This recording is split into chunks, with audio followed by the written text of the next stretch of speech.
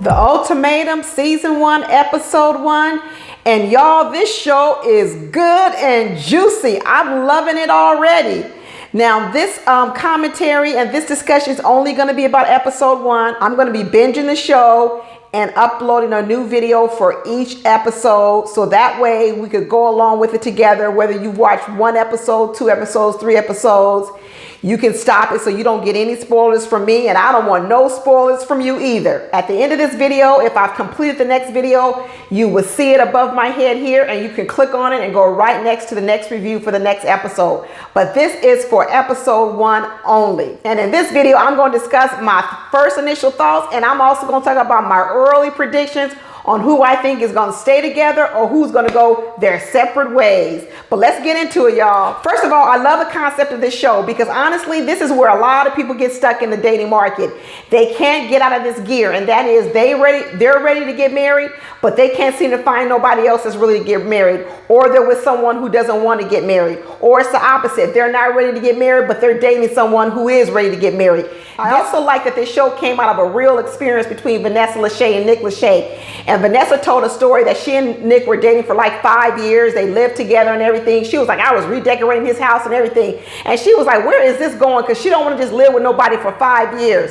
We're talking about the ultimatums were given. And for the most part, of course, most of the women gave the ultimatums. So the first couple I want to talk about is Alexis and Hunter. She's 25, he's 28. They've been together for 2 years, and she gave him the ultimatum. He basically said he don't think he's ready to get married yet because he wants to become more financially stable, but he does want to move in together. And she's like, why should I move in? Well, I'm going to be cooking and cleaning and doing all the wifely duties and everything a wife would do, but I'm not engaged. She's like, you're not going to get this milk for free with this cow. Absolutely not.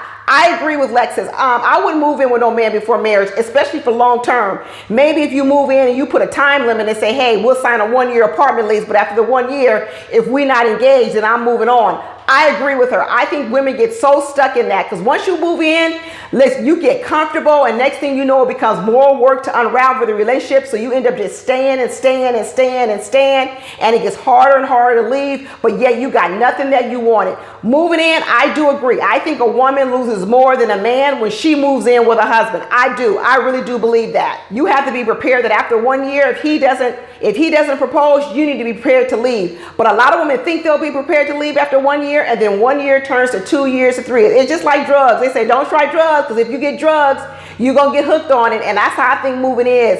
You move in thinking you're just going to take one little hit, and then next thing you know, there you are 3 or 4 years still getting high off of it. Don't do it. I think one of the reasons Hunter says he wants to be more financial stable is because Alexis makes it real clear that money is a big issue for her. She said if Hunter didn't make enough money, she would not be with him. And who knows, maybe Hunter don't want to tell Alexis how much money he has saved or how much he makes or whatever, because maybe he feels that even if he did propose to her, she wouldn't like what he had to show her, because she made it real clear that she don't want to just live an ordinary life. She want to live an extraordinary life when it comes to money and having things. I ain't gonna call her a gold digger, but she definitely says she ain't messing with no broke. You know what I'm saying? So when they start mixing and mingling with different people, Alexis decides she likes this one guy named Kobe. A lot of girls like Kobe. They think he's cute. I think he's cute too. So she starts cozying up to him and talking to him, find out they're both in sales and everything. And she feels a real good chemistry with him in the beginning, but shoot, Kobe ain't feeling her as much as she's feeling him. And in fact, Kobe was all the way turned off by her little speech talking about money.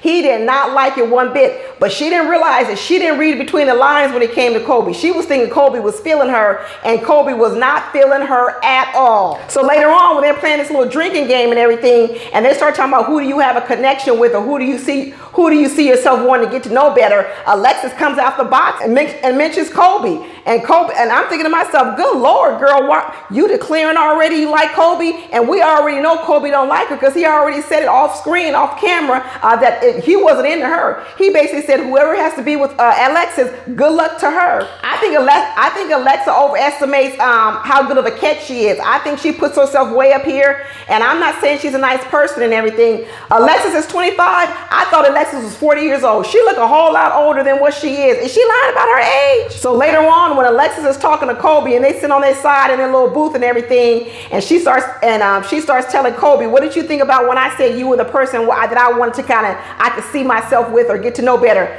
And he was like, I'm sorry to tell you this, but I don't see myself in no marriage with you. Alexis was shocked. She was like, good Lord, you talk about rejection. She was mad. She was hot too. She was like, is he already next to me? Yes, he is. You know what? So my prediction for this couple is I think they're going to end up being back together. Alexis and Hunter are going to stay together because I think Alexis thinks she can just go out here and get anybody because I think she thinks more of herself than what she is.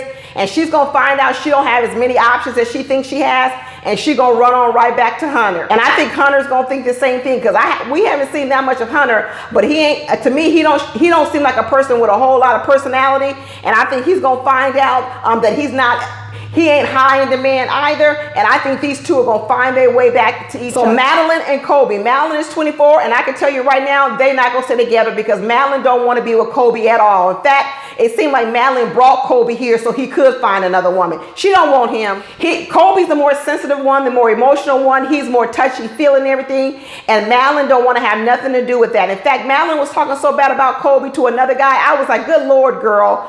Is he really even your man? But I think she's going to get surprised because a lot of the girls like Kobe. And I think Madeline was thinking that Kobe wasn't a catch. But I think she's going to find out that a lot of women like Kobe. She might end up getting jealous before this is over because Madeline is another person. She thinks she's hotter than what she is too. I don't think she is. So in this particular case, it was Kobe who gave Madeline the ultimatum because he said he's ready to move forward, but Madeline ain't so sure about him.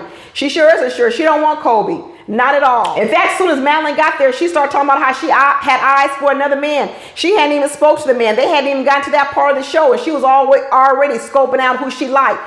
First of all, Madeline wanted a black man. Let's just say that as well. Every guy she likes, every guy she was going up to was one of the black men. That's who she wants. She wants a black man. Madeline is so tough. She said, there's only one thing scarier than losing you. That's marrying you. Girl, please. Why don't y'all just break up right now? Why even go through this process? So like I said, Madeline wanted a black guy. The first guy she goes up to is Zay, who's with another girl. And she started talking about, what do you want in a partner? And Zay started talking about sex 2 to 3 times a day. And Madeline was like, that ain't what I'm looking to buy. Okay, let me move on to the next black guy. She spends a few hours talking to Hunter, the one I told you that was with Alexis. And she found out he was in a sci-fi. She was like, I don't want that either. Next. But then she goes on and cozies up to Randall. Like I said, she liked the brothers.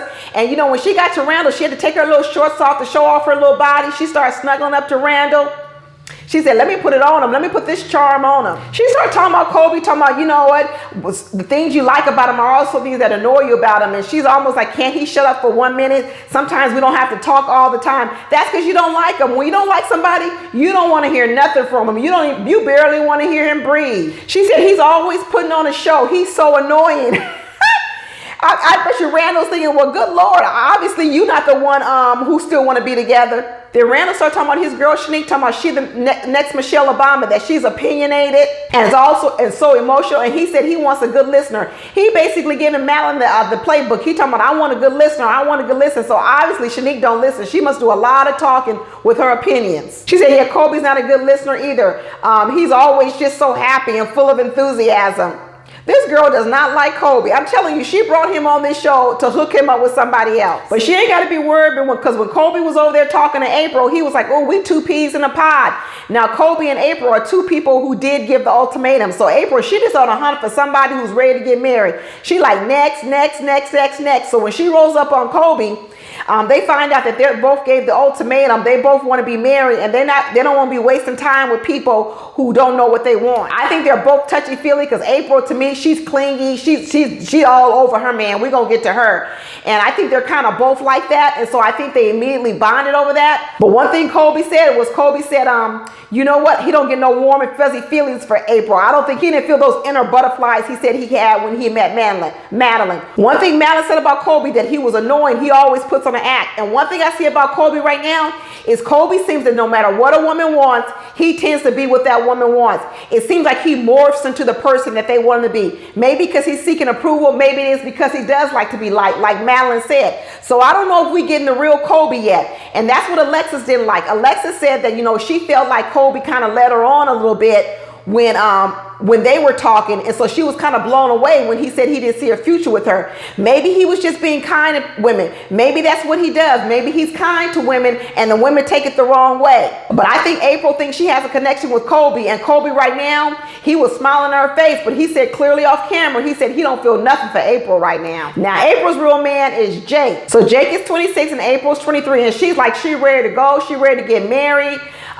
She's basically all over her man Jake. Jake's like, slow it down. April was the one that brought him on here and gave him the ultimatum and said basically, you know what, he can date around. I don't care, because I don't think he's gonna find anyone as interesting as I am. But here's April's problem. April think everybody loves that personality she got. She's really out.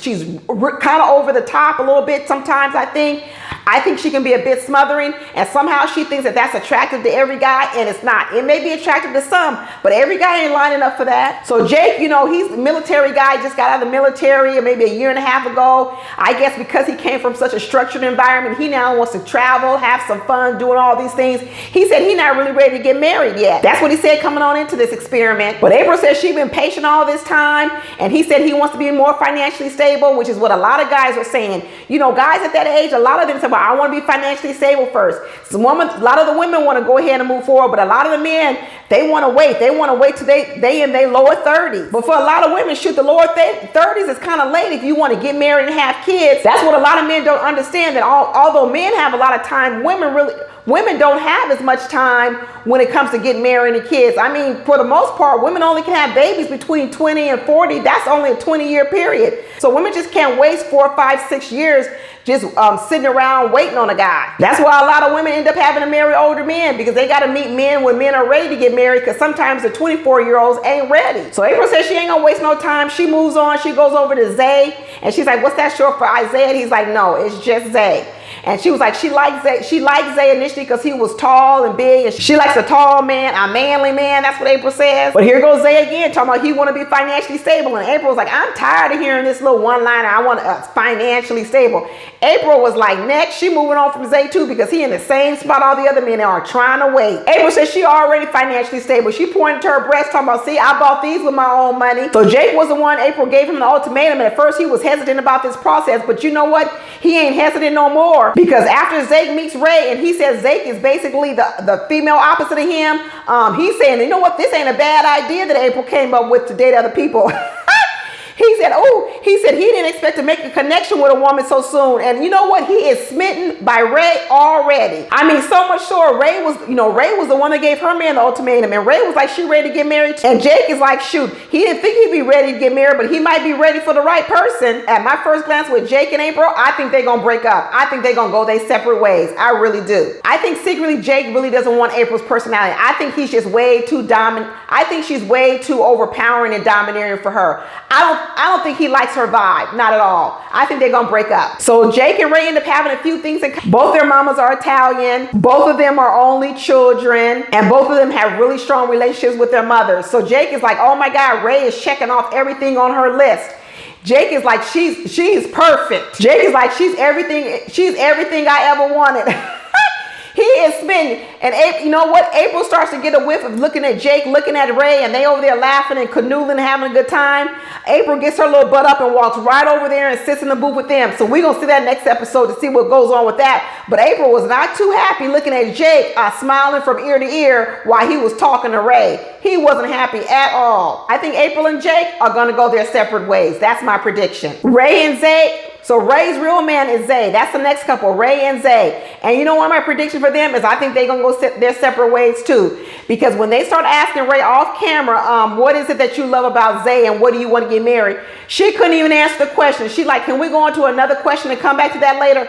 Girl, if you don't know why you love the man and want to be with him, then you don't really want to be with him. These two going to go their separate ways. So Ray already is graduated from college. She's ready to move on to her next step. She got her whole life kind of planned out what she's going to do. And Zay's talking about, he feels like this is really his first real relationship. So he's trying to slow it down. He's trying to get stable and do a bunch of other stuff. He ain't ready. These two not going to stay together. I think these two going to break up. One thing that Zay said he doesn't like about Ray is that she can't express herself emotionally. So even though Ray ended up giving Zay the ultimatum, he says sometimes it feels like he's giving her the ultimatum because she really can't even talk about why she with him or why she loves him. And we saw that on camera too. So I think Zay thinks, what, this girl don't really love me. She liked the idea of marriage, but she don't really love me. So he started telling Ray, you know what? Hey, if you can't be emotionally available to me and you can't open up and talk about things, how are you going to be able to do that with someone else? So you can't do it with me, but you're going to come on this show and you're going to start opening up to another guy.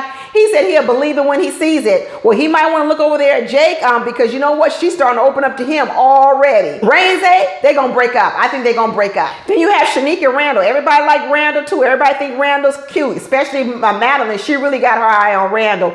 And even the guys said they might need to watch out for Randall because Randall's smooth. He dresses smooth. He moves smooth. He's good looking. So I think Randall going to have a few people coming after him. And Shanique is worried. Shanique is thinking, why did I come on this show? Because Shanique was the one that gave Randall the ultimatum, and she's starting to figure out that, shoot, why did I bring this lion into the lioness den? My man about to get taken from me because let me tell you, Madeline is hot and heavy on Randall. Randall says he wants to get rid of some of his past debt to be a little bit more financially stable as well. He probably got student loan debt like a lot of people. That student loan debt is killing a lot of marriages out here. But you know what? But Shanique says she's ready to go. And he said he also don't like Shanique's spending habits. Shanique want a big fancy wedding. She likes to spend. And Randall right now is saying he's a little bit more frugal. He's a little bit more financially savvy, or he's a little bit more financially responsible. And he doesn't like the fact of partnering with a woman who doesn't take financial responsibility serious. But basically, Shanique went out here and gave Randall a free hall pass to go out here and do what he wants. She's starting to realize she thinks she made a mistake. Honestly, I think Randall thinks Shanique is a bit shallow. I think that's kind of what he's starting to get to. I think he's going to say that she's too materialistic for him, and he wants something a little bit more deeper than that. I don't necessarily think that Madeline is a match for Randall off the top of what I see, but I could see Randall and Shanique. Honestly, I think that they might stay together. So right now, my prediction for Randall and Shanique, even though they got their problems and he said what he said about her, I think he's going to end up staying with her. And then Lauren and Nate, let's just say they're going to break up, because right now the whole thing between them is Lauren is saying she doesn't want kids and Nate is saying he does want kids. But the real issue that Colby actually uncovered, because he's real emotional, knows how to ask the questions you need to ask and get to the matters of the heart.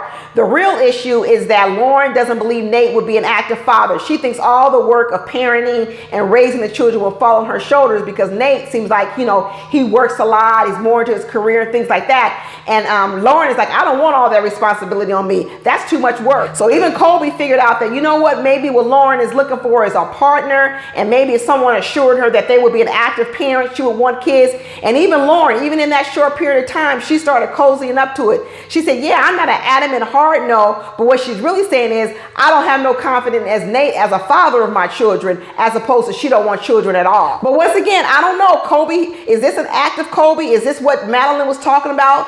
That Colby sometimes like he's acting? Because once again, he's cozying up to Lauren, making her feel like, well, I'm the guy that will make you feel comfortable enough to have kids because I'm a real family man. Is this an act? Is this what Colby does with all the women? But Nate was the one that gave Lauren the ultimatum, and I think these two, I think they're going to go their separate ways. I don't think these two are on the same page, and I think they're going to break up.